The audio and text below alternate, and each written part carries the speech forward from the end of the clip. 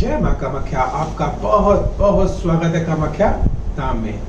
Mean राशि मई मास सन 2022 कैसा रहेगा, आइए जानते हैं। और उन तिथियों को भी जानेंगे जिन तिथियों को हमको कार्य नहीं करना, अगर करेंगे तो निश्चित आप नुकसान के पात्र अवश्य बनेंगे। मानसिक तनाव होगा ही, कार्य में रुकावट अवश्य आएगी। उन तिथियों को अगर कार्य ना किया तो ज्यादा उत्तम है। जानेंगे उन तिथियों को। और हाँ, अगर कोई अशुभ ग्रह हैं तो उनको शुभता में कैसे परिवर्तित किया जाए कि इस माह कुछ चमत्कार हो जाए, भाग्य में वृद्धि हो जाए।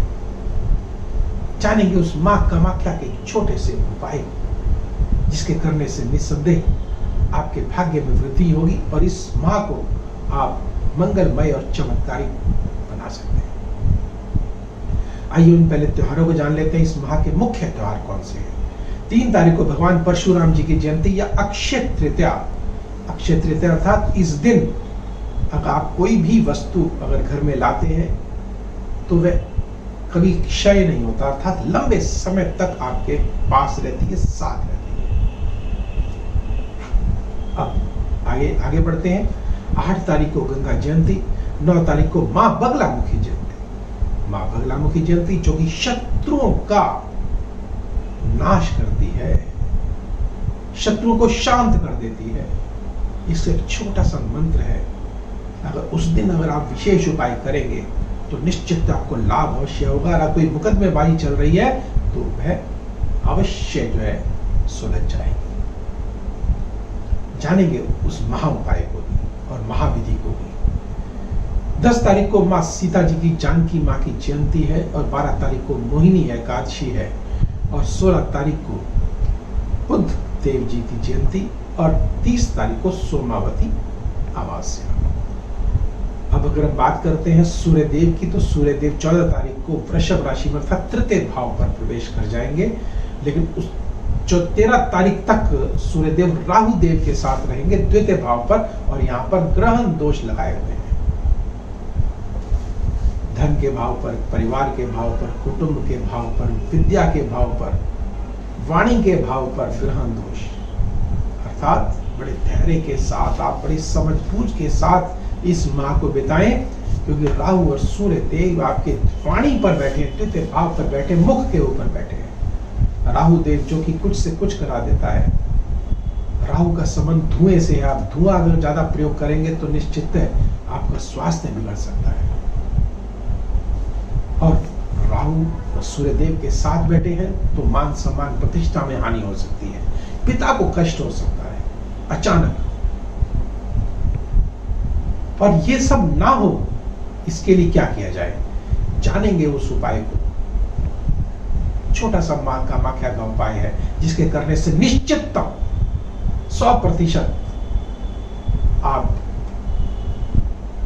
इस माह को मंगलमय बना सकते हैं। अगर हम बात करते हैं सूर्य देव की, तो सूर्य देव जब 14 तारीख को द्वितीय भाव पर विराजित हो जाएंगे तो बुद्धाधिपत्य योग बनाएंगे, जो कि धनदायक और भाग्य स्थान को देखेंगे, भाग्य में वृद्धि करेंगे, मान सम्मान बढ़ेगा। और हाँ, छोटी छोटी यात्राएं आपकी हो सकती हैं और आप विदेश भी जा सकते हैं। अगर कोई रुका हुआ कार्य अगर है सरकारी कामकाज से जुड़ा हुआ तो वह निश्चित आप उसमें सफल हो जाएंगे।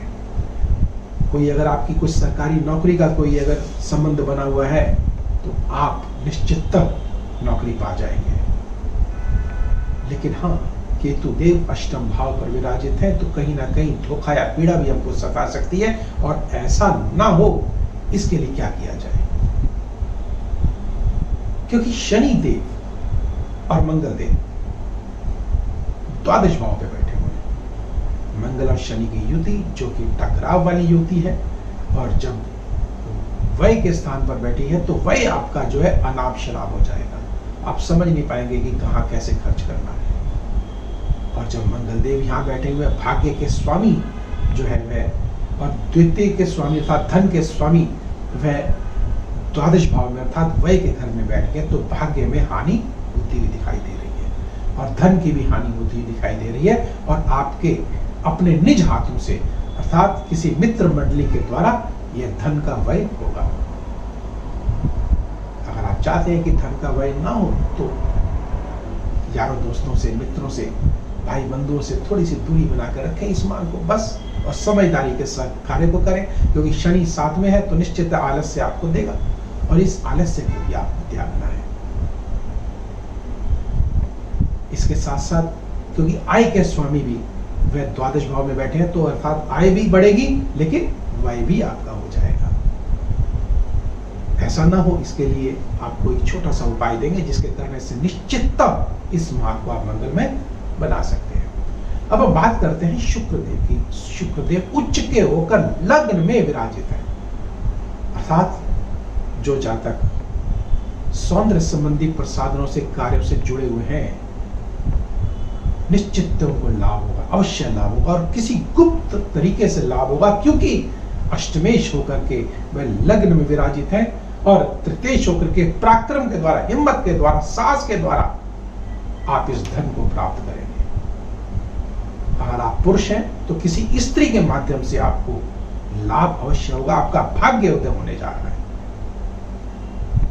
और वह आपको जो राय देंगी स्त्री वह बहुत ही अव्वल होगी। तो निश्चितता। अब हम बात करते हैं बृहस्पति देव।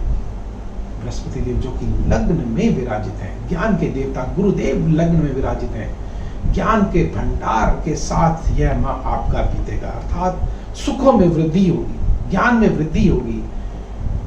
अगर आप कोई कंपटीशन अगर दे रहे हैं तो सफल होंगे, निश्चित सफल होंगे, क्योंकि दशम और लग्नेश के स्वामी लग्न में विराजित है।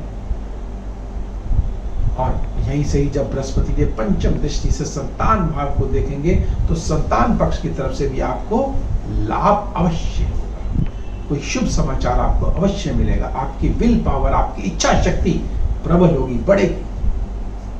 अगर आप विद्यार्थी हैं तो निश्चित आप सफल अवश्य होंगे। अगर आप कोई नौकरी प्राप्त करना चाह रहे हैं तो सफल होंगे। जो जातक व्यवसाय से जुड़े हैं वो अपने पराक्रम द्वारा निश्चित लाभ के पात्र बनने जा रहे हैं इस माह, आशा से अधिक लाभ। अर्थात जो जातक शेयर बाजार से जुड़े हैं उनके लिए विशेष माह है ये, लेकिन ध्यान रखिएगा 14 तारीख के बाद शेयर बाजार में आप एंट्री करें तो आपको लाभ अवश्य होगा, लेकिन अपनी मूल कुंडलियों में राहु और चंद्रमा की स्थिति को भी अवश्य देखेंगे। अगर आप अपनी कुंडलियों का आकलन करवाना चाहते हैं, नंबर स्क्रीन पर चल रहे हैं, व्यक्तिगत रूप से भी आप हमसे संपर्क कर सकते हैं। और अब हम बात करते हैं बृहस्पति देव की। मैं बात कर रहा था आपसे, जब सप्तम दृष्टि से वह सप्तम भाव को देखेंगे जो कि परिवार का भाव है, पार्टनरशिप का भाव है, हमारे पार्टनर का भाव है, तो लाभ अवश्य दिखाई दे रहा है। सुख का माहौल, सौहार्द, प्रेम वह बढ़ता हुआ दिखाई दे रहा है। और यहां से नवम दृष्टि से भाग्य स्थान को देखेंगे तो भाग्य में वृद्धि अवश्य होती हुई दिखाई दे रही है। अर्थात इस माह छोटी छोटी सिर्फ परेशानियों को छोड़ करके जो कि मंगल शनि आपको देंगे, अन्यथा आप लाभ के पात्र होने जा रहे हैं। और आइए अब उन तिथियों को जान लेते हैं जिन तिथियों को हमको शुभ कार्य नहीं करना है, कार्य करना ही नहीं है। 4 तारीख, 5 तारीख, 14 और 15 तारीख, 22 और 23 तारीख भूल कर भी तिथियों को कार्य ना करें। अगर करना भी पड़े तो ऐसा कौन सा महा उपाय है जिसके करने से इस माह को मंगलमय चमत्कारिक रूप दे सकते हैं, वह क्या है?